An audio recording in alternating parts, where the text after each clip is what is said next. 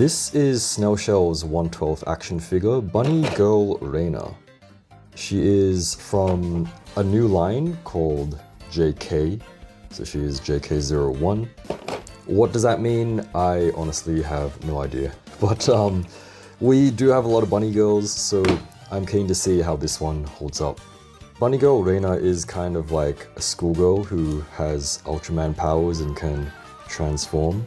There is a separate accessory set that you can buy for her, which is school uniform, tie, shoes, and a bag. So we'll take a look at that as well. Getting her out of the box.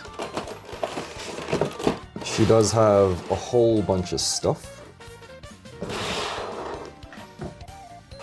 First of all, depending on where you ordered her, you will have an after sales card. Otherwise, just contact whichever store you bought it from, and that is how you would handle that. Instructions, of course, whole bunch of stuff there, so all the parts she comes with, how to handle some of her accessories, and some extra stuff there. These are kind of effect parts that you can use for figure photography and stuff like that, so that is pretty cool. I actually ordered mine off of the official Snail Shell store from Taobao, so you do sometimes get some extras like stickers and things. If you order off of AliExpress sellers, sometimes you'll get this stuff as well. This is everything that the figure comes with. That's the front. That is the back. You will see that there are some spare wrist joints there.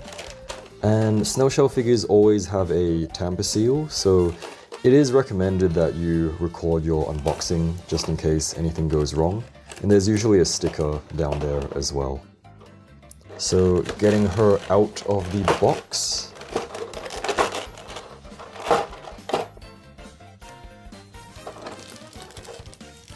I've actually already opened her up before, but she usually has some plastic protective bits, I believe around her chest and then the legs, but this is what the figure looks like out of the box.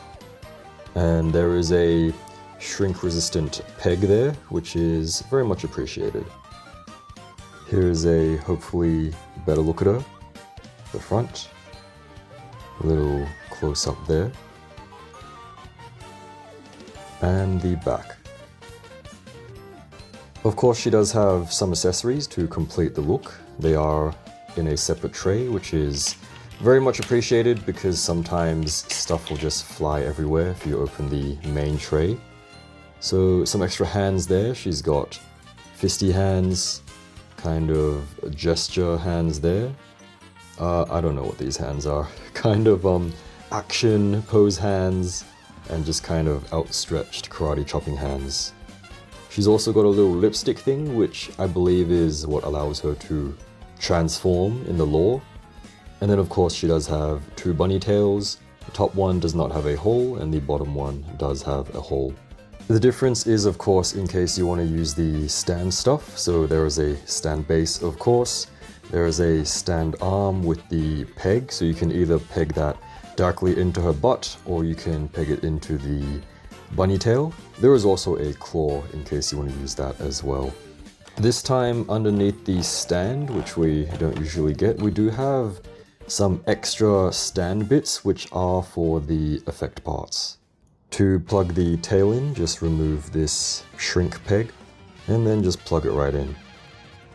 Do note as well there is kind of a specific orientation to plug in the tail, although it doesn't really matter too much. There is kind of a curvature which matches her butt. So it should fit kind of like that, although mine is a little bit tight, so some heat would help there.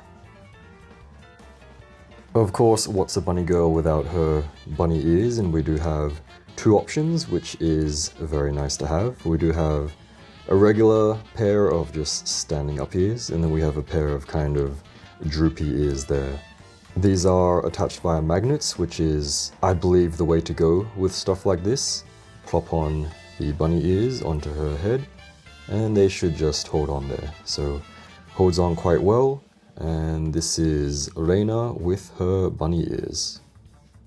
Of course, because the head is magnetic, would be interesting to see if we can use some other stuff with her. So We can't use regular lounge Eileen's because the magnets are the wrong way around. So we should be able to use this one, Tan Lounge Eileen's headband. That's what that looks like. We can use, what's her name? Annalise's hat as well. That's what that looks like. And we should be able to use, so we can use Anise's, Hyperbody Anise's hat as well, if we want to. Now that we've got Bunny Girl Rena all geared up, let's take a detailed look at her. So from the front, pretty standard snail shell finish, looking very nice. Starting from the ears, they are nicely sculpted and detailed. So is the hair as well, nice individual strands there. Face, excellent as usual, very cute. Paintwork details are very nicely done. For the hair, there is a slight gradient towards the tips, so it is kind of darker going down there. Although I will say it doesn't have the usual kind of metallic shine, very subtle, that other Snail Shell girls have, which I think isn't too much of an issue, but worth mentioning there. Going down to her outfit, I wasn't expecting much, honestly, from this girl because, you know, we already have a lot of Snail Shell bunny girls, and other bunny girls, to be honest, but I was pleasantly surprised because it is very nicely done. So the bunny girl suit does have some metallic finishing as well, so I guess instead of the hair, they put it on the suit. It is a different sculpt altogether, so she has quite a large chest, and tummy sculpting and everything looks very, very nice. Point to note as well is that her collar this time around is removable, so ears removable, collar removable, and then you can kind of dress her up in soft goods as well. Arm length, I think, is the same with the other girls, so she doesn't have the lengthened arms, which the angel is meant to have. Cuffs look nice as well, nothing too fancy there, so they are a floating piece, so they do rotate. Going down to the thighs, I will have to mention, even though everything is nicely done, do be very careful of moving the legs around because I've barely moved her, and as you can see, it's already kind of scuffed at the top there. So kind of like what happens with Zombie Griza, the matte coat will kind of rub off if you move her around too much. So it doesn't look too good there, does it? Just do take note of that as well. Although I gotta say, it is kind of accentuated by the lighting that I have as well. So just normally, it's not too noticeable. So it does look extra bad here, I will say. Going down to the legs and the feet, they are nicely done. There is some very subtle foot sculpting there for the fans. From the bottom, they are white soles. Although, I guess one thing that we do not get is bare feet, which I'm completely okay with, by the way. So I'm curious, what do you think of her so far? And if you want to grab her, I'll try to have some links down below as well. For articulation, better take her ears off just in case. So head is pretty standard snail shell stuff, although will be a little bit limited because long hair and it is not articulated. However, she will be able to turn her head just fine. So something like that, and you can kind of do the pulling up down thing to give her a little bit more range.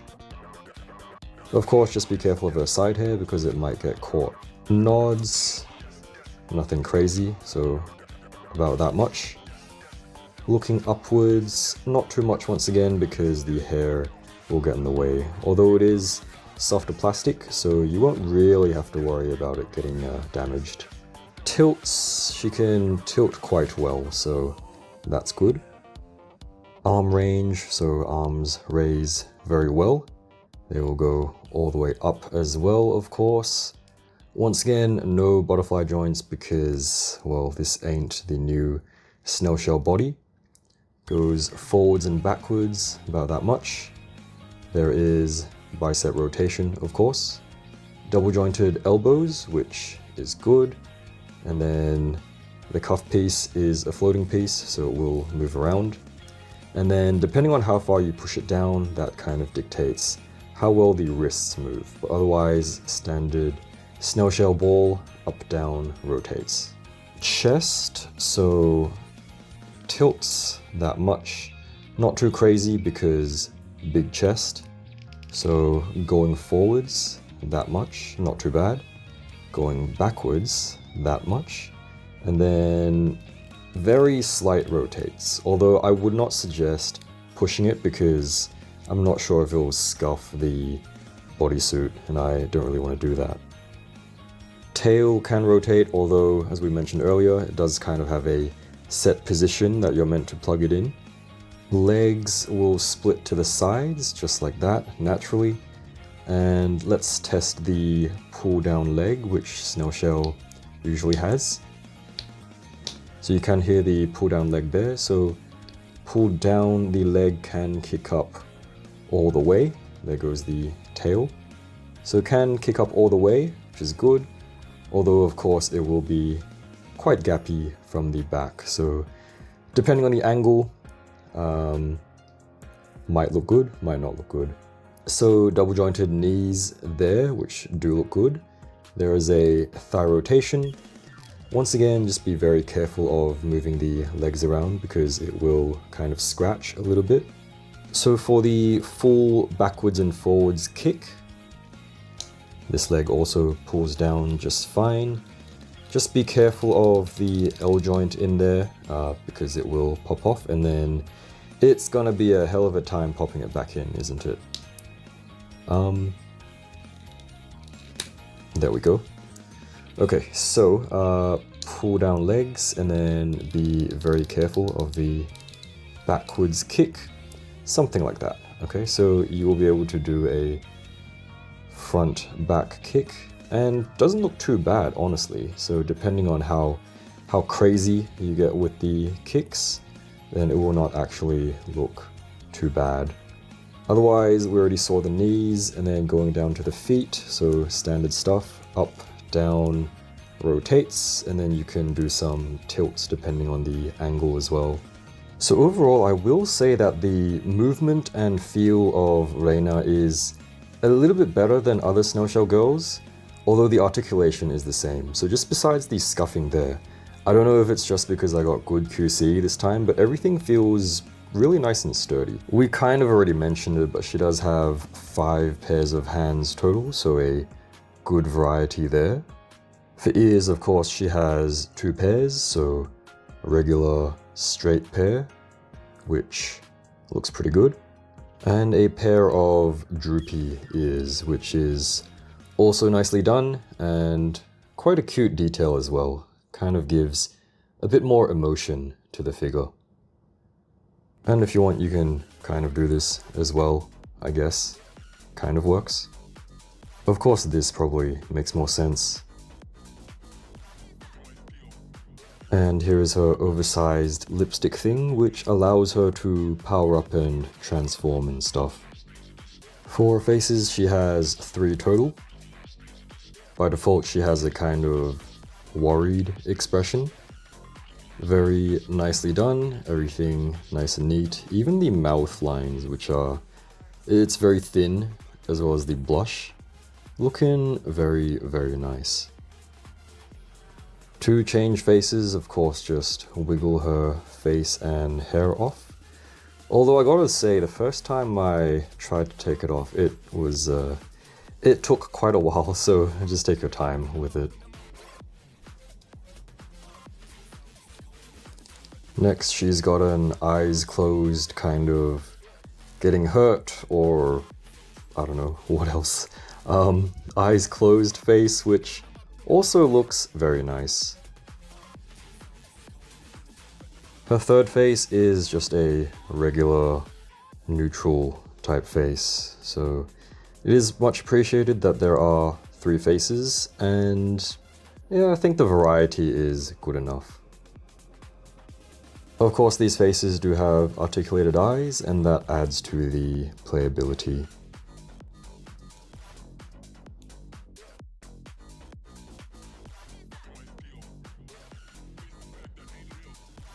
Now if you're wondering, Lounge Eileen's faces do fit directly onto Rena, and Rena's onto Lounge Eileen, of course. So of course you can swap with regular Eileen, and Annalise as well. And of course you can just head swap with whatever. This should kind of work, but I can't pull the neck joint out, so you just have to kind of imagine it. Now let's take a look at a uniform set.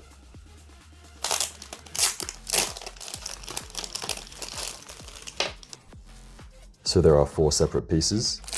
We have a school bag, which is nicely detailed, but doesn't really do anything. We have a tie, school shoes, and the main uniform. So the main uniform is done in kind of an interesting way. The shirt is attached to the skirt, and there is a Velcro running down the whole back. At the front there is also a, I believe, magnet. So there are 2 magnets at the front, which is the same as Modernia's shirt. I kind of wish they did it separately, but I kind of do understand that they did it so that it would be neater when it's tucked in and put on. And there are magnets at the sleeves as well. To put it on, of course, we ought to take the head and the collar and the hands and the cuff off.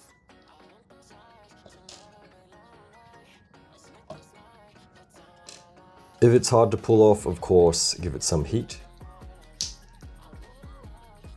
Then we should be able to just slide the uniform on.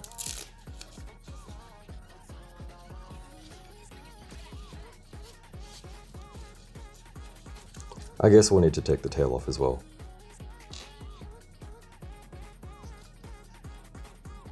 That's what she looks like with the shirt and skirt on. So it's not quite the best fitment, but I guess it works. I'm sure it'll look better with the tie and stuff as well. This is what she looks like all geared up, so I've given her the shoes as well. The skirt, shirt rather, doesn't really look the best. I guess it is hard to do 1/12 collars properly. And the tie, I don't think you can adjust it, but it should be sitting more flush to the top of the collar. Of course you can flare it out a little bit, but it is hard to, kind of hard to manipulate. I'm not sure if that looks any better. But anyway, with her bag there, and from the back, that is what she looks like. So fitment of the overall clothing is good, I would say. Just the collar looks a bit too oversized. And that is what the shoes look like. They're a little bit tough to push in, so some heat would help there, of course. And if you take a peeky look, you can kind of see that she is, kind of looks like she's wearing red underwear, so that's cool, I guess. For height, Bunny Rena is about 15.5 centimeters without ears, 16.5 with the droopy ears, and 17.5 with the tall ears. Even though we have a lot of bunny girls, I think Rena still manages to stand out. Personally, I really like the overall figure, and my one complaint would really just be her leg scratches. The uniform set is cool too, but not really compulsory. As always, I'll have some affiliate links down below if you want to grab some figures. Do check out my socials at NoGoodFigures, and we do have a Discord via YouTube membership or Patreon if you are interested. Anyway, thanks for watching, and I'll see you again next time.